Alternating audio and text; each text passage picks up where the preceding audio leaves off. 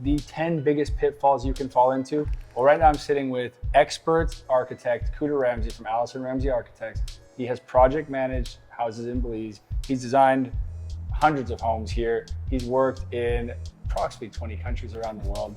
And he's also famous in Japan, and he's just a solid guy. If you guys don't, first of all, Cooter, thank you for jumping on. If you guys don't know me, I'm Will Mitchell, the regional owner for RE/MAX in Belize. I have 12 offices within the country here, over 100 agents, and today we're gonna give you guys those top 10 mistakes. Cooter, thank you again for jumping on, man. My pleasure, man. I think we start with the silver bullet. The silver bullet, the myth. The myth. Yeah. Everybody thinks they have a silver bullet. There's a new way, a new method that came maybe from Japan or from a distant land that they're gonna bring to Belize, and it's gonna save half the cost and half the time. Does it exist? No, there is no silver bullet. There is stop no silver it. bullet. Yeah.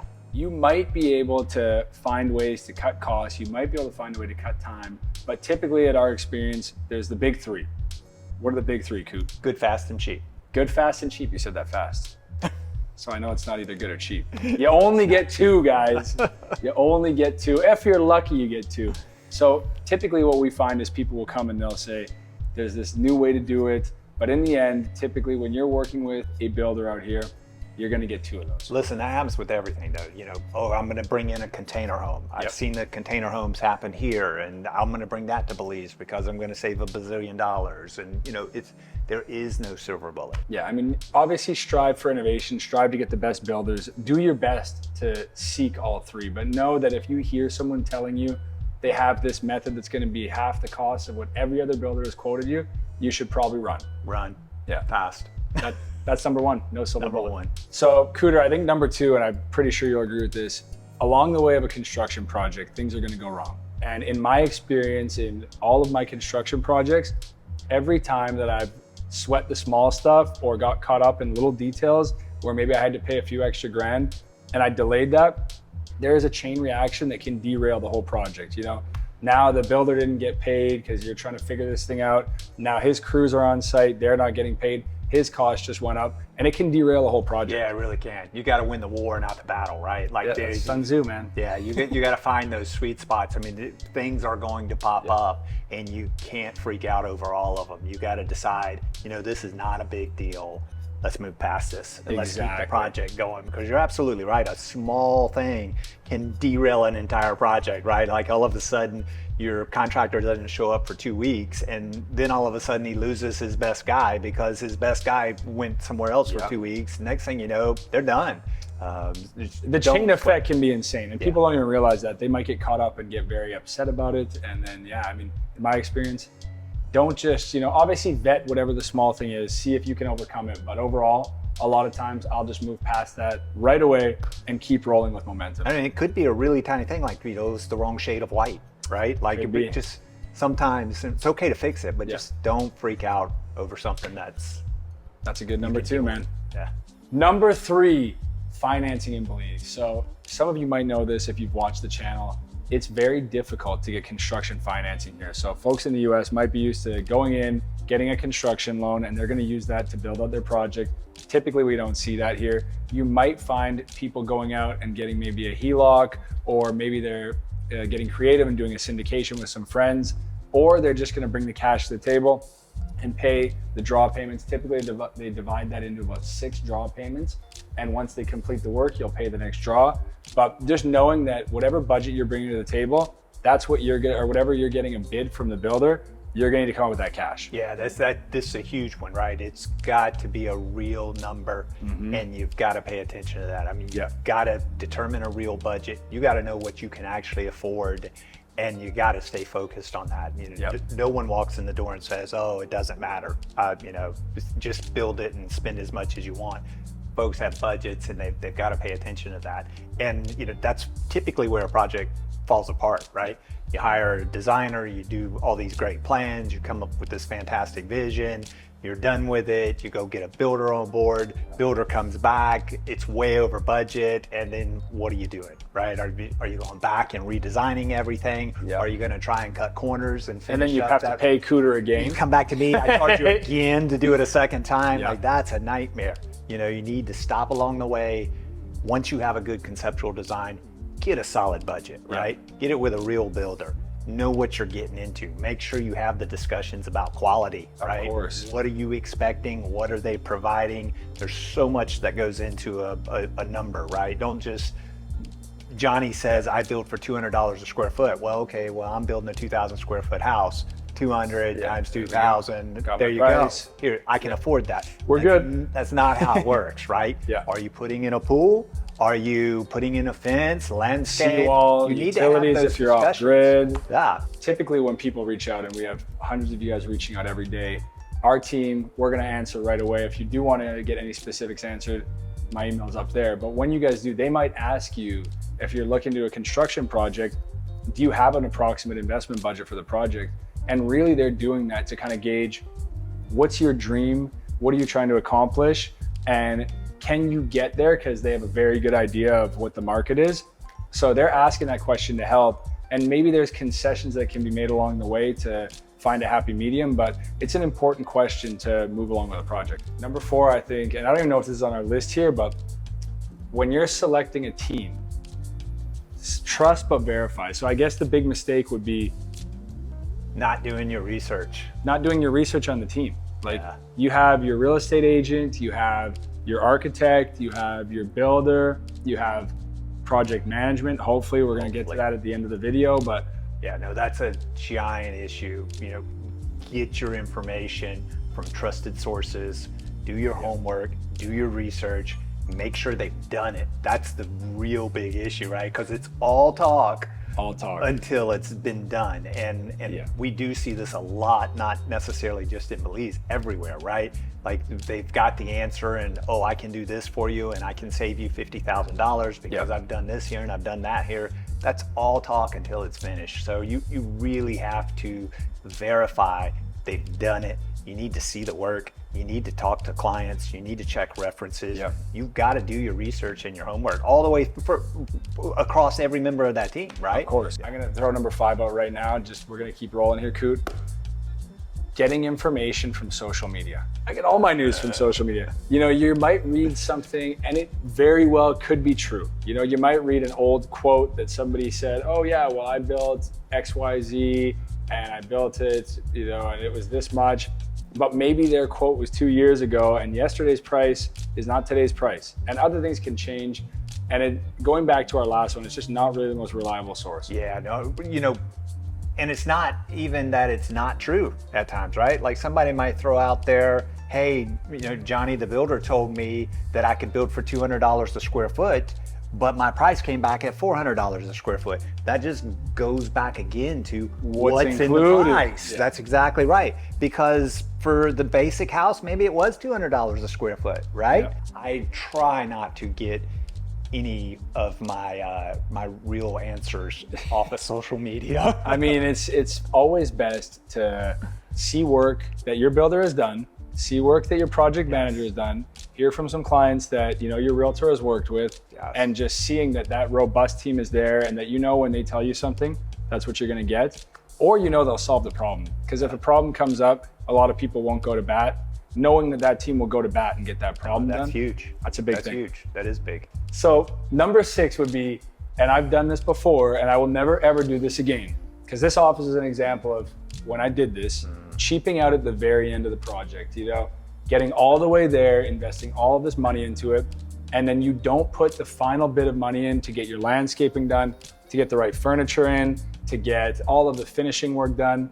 And now we've talked a lot about building a bigger home, right? Cooter, you've seen the videos, you've seen it in the market here.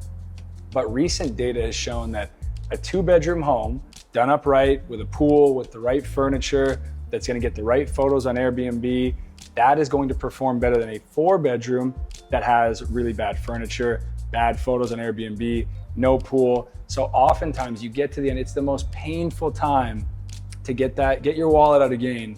But it is literally going to be the difference between you having a home run project or a strikeout project.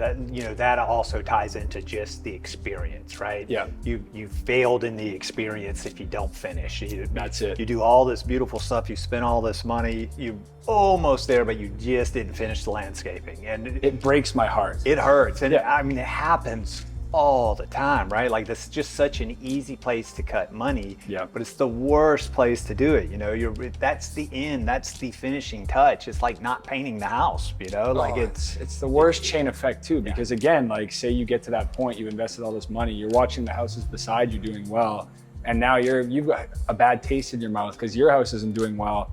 It's just, do not cheap out at the end, guys. Yeah. When you get there, I beg you, please get the landscaping, do it right, get the right furniture in the home, get the right photos.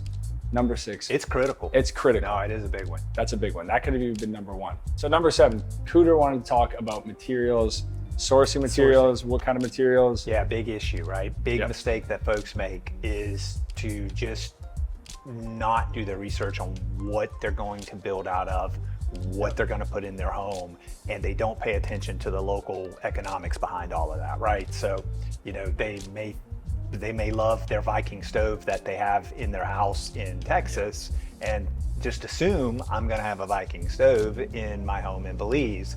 And, you know, can you? Yes. Could. Is it the smartest thing?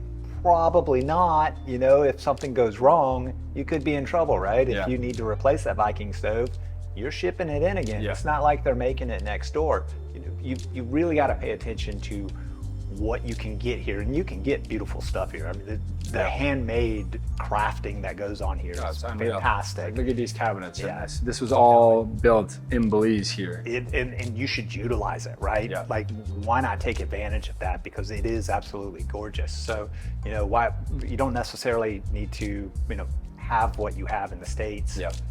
Buy local if you can. It makes a lot more sense.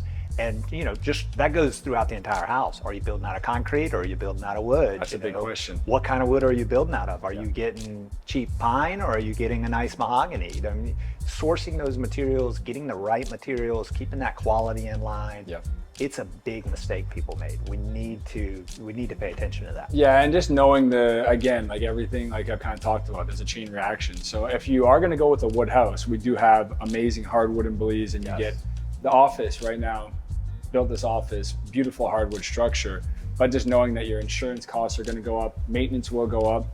You might get a little bit of a break on the price, but there's always a give and take in the materials, and just kind of analyzing what's going to be best for you. Yeah, and timing factors in there right now as well with just supply. Always. Can you get the materials? Always. Number 8, Cooter, is not every house is the same, and coming in thinking every house is the same and there's a typical house that you're going to get. It's kind of like me going to the States and saying, I want a Ferrari. Right. Get me a Ferrari. Yes. Because you said a car costs $30,000. I've got $30,000. I just want a car. Yeah. And you're thinking you're going to get a Ferrari, and someone else does deliver you, you know, can you even get a car for $30,000 right now? I don't even know. So that's a good point. Can you even get a car for the price? You get a used Yugo. So that's a big issue, right? What is the typical house? And it is different everywhere. There is no typical house, right? Some folks have air conditioning, some folks don't. You know, in the States, we're pretty lazy. I mean, we expect AC everywhere. Some houses have sheetrock everywhere. Some houses have hardwood inside. Some houses are concrete. Some houses. No, you got to know what's in that typical house that you're talking about. Exactly. That goes right back into cost. And that's going to help also to find out exactly when you have your budget, what you can get within the type of home, or which type of home is going to work for you, knowing what your requirements are. So just knowing that not every house, and this should be easier said and people should know this, but you think, but honestly, it's a thing where people come down and they'll see something that is grandeur and amazing, and then they see what they can afford, and it's completely different. And it's still great. There's nothing wrong with what that might be, but just knowing what you're getting for the type of budget. Yeah. I know number 9. Number 9. Cooter's got number 9. I'm scratching my head thinking, Cooter, what is number 9? Number 9 is don't forget the high cool factor. High cool factor. You got to put some in. Come on, man. You know I'm a high cool factor guy. Well, you are. I love that stuff. But you know that in this environment, people are looking for the experience, and you got to give it to them. And it can be small. It doesn't have to be the entire house. You don't have to do high cool factor on every single thing in the house. Little details. Think outside the box. But you should splurge on a few, right? Like there's something in that design. There's something about that house that makes it special, makes it unique, makes it important to you, right? Make it your own. Don't forget the high cool factor. You need it. I think even right now too, to go back to kind of what the data is showing, we're seeing more and more people now searching for homes that have a hot tub. Yeah. You might not think that that's something that would make sense in Belize, but the reality is there's only, I think, 5 to 10 homes on the market with a hot tub right now. If you're one of those homes and people want that at night, it cools down, you're in the pool, you go from the pool to the hot tub, that sets you apart. So cool factor could be anything like that, but it can. That's a perfect example. I think it's a must hit. And if you have the budget, you should invest in the extra things, and it goes back to finishing strong on the house. It does. I mean, it could be a beautiful arbor that invites you into the garden. I mean, it can be something small. It doesn't have to be something massive, but give me a little cool factor so that when I arrive, I know, wow. And it sets you apart from the competition, right? 100%. I guess final one, Cooter, we've saved the biggest for the last. And this one can kind of shield you from so many of the 9 mistakes we've already talked about, right? That's having construction management. Yeah. So why is it that if people go in with no construction management, that could be the biggest mistake they make? It would be the biggest mistake, in my opinion, right? Like you should not build in another country with people you may or may not know, but for the most part, you're just doing research. You've been here a few times. You need someone on your side, on the island, representing your wants, wishes, and your budget that can manage that process. I think that's critical. I think it's foolish not to involve somebody in that process, no matter who you use. You need a representative here. You need somebody that can coordinate. You need somebody that can update you. You need those hands on deck. Yeah, I mean, it's important. It can be the difference. And like oftentimes people will see the cost up front, right? And they'll say, well, I don't want to pay whatever it is. It depends on the project manager, but I don't want to pay that. But they don't realize that they might save you a multiplier of that throughout the course of your build. I mean, I know what you're going to say. It's most likely whether or not you even finish, right? Yeah, it's like, a big... That number, that cost is just so insignificant in the scope of whether or not you actually accomplish your project. Yeah. I mean, who cares what that number is?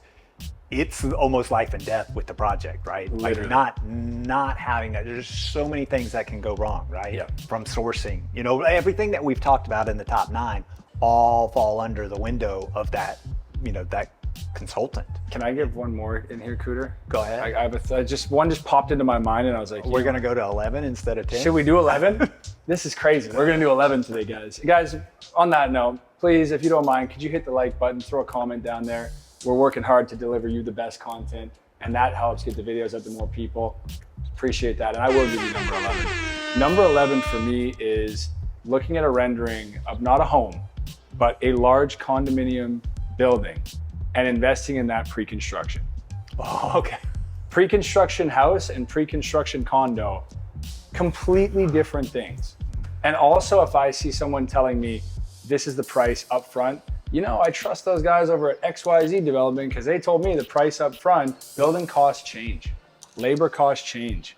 It's a moving target. Unless there's some profit margin, maybe 10, 20, 30% that they have a buffer there, you're probably going to get into a hard time there. And then going into a condo project, I mean, do I need to say anything more? Listen, I didn't even think of that one because that's such a taboo. That's why I take it. I'm throwing crazy stuff out there, man. That is probably the biggest mistake people make. Could be, right? Because then you have no control. But now I understand why you saved that one to number 11, even though we haven't talked about it at all. But you don't have any control, and you've given all the money. Okay, so I just want to throw that in there, guys. This video is not to scare you away from building.